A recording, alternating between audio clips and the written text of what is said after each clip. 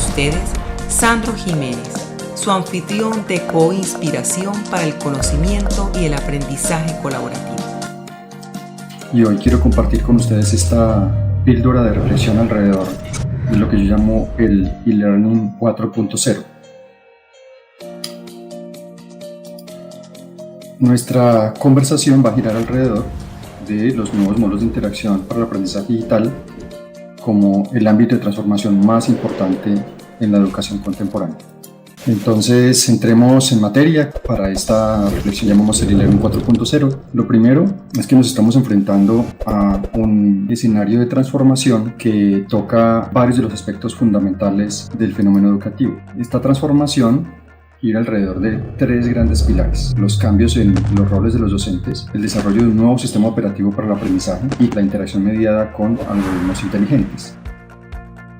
Esto es una transformación que ha venido ocurriendo a lo largo de los principales avances en la transformación de las interfaces con las que nos exponemos, creamos y desarrollamos conocimiento. Esta evolución de las interfaces, desde los primeros máquinas de cómputo de tarjetas perforadas hasta lo que conocemos hoy con los dispositivos móviles que tienen más poder de procesamiento que el mainframe que llevó el primer hombre a la luna, genera un conjunto de interacciones que son inéditas en la historia de la humanidad.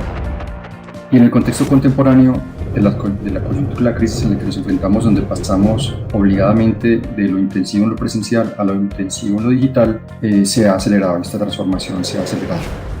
En términos de educación, tal vez uno de los aspectos que venía ocurriendo alrededor de los últimos 10 años es lo que llaman la cuarta revolución industrial, pero realmente esta cuarta revolución está asociada a otro conjunto de transformaciones de esta cuarta revolución, que no es solamente en la dimensión de economía política, sino también configuramos nuestro ser, nuestras formas de ser y estar en el mundo y nuestras formas sobre todo de interactuar con otros. En ese sentido, la ventana de transformación de la sociedad industrial a la sociedad de la información que ocurrió alrededor de 60 años, la transformación hacia la sociedad de la revolución industrial y de la interacción permanente con interfaces inteligentes, se calculaba en una ventana de transición de apenas 15 años. Lo que ha ocurrido en la coyuntura del 2020 es que esta digitalización de la sociedad se aceleró por un fenómeno que nadie esperaba que ocurriera, como fue el fenómeno global de una pandemia.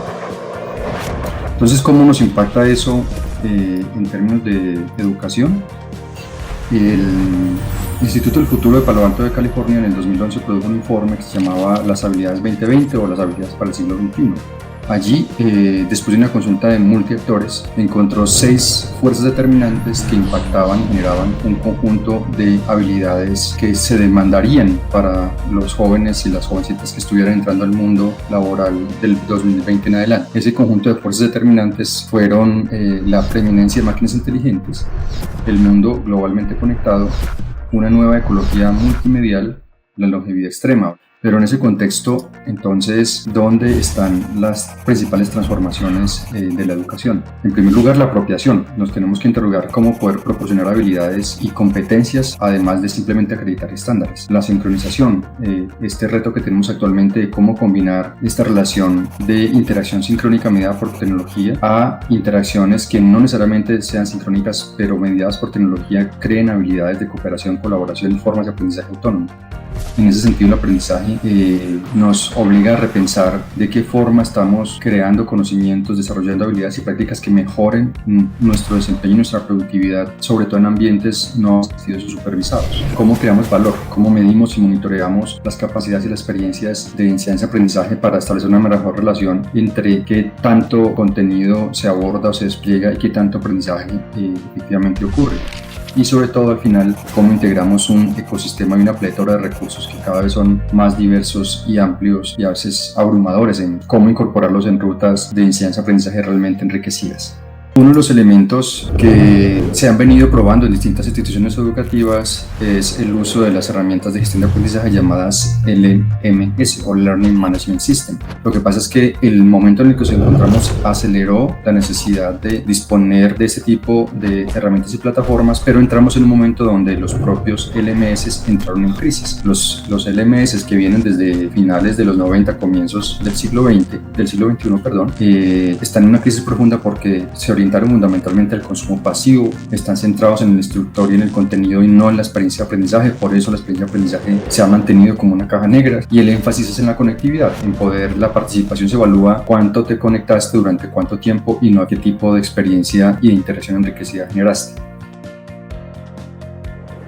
Y a pesar de todas las posibilidades de focalización y personalización, los LMS tradicionales se configuran como una sola solución para todos los usuarios. Entonces la transformación y la transición, esa forma de transitar de lo presencial a lo digital, ha generado una crisis donde este énfasis en lo finalista, donde la evaluación está centrada en el output inmediato, descuidando las posibilidades de optimización del proceso. Esta tendencia a que se sacrifica la interacción y la relación didáctica enriquecida por simplemente transmitir a través de herramientas de videoconferencia o de consumo de video en forma pasiva.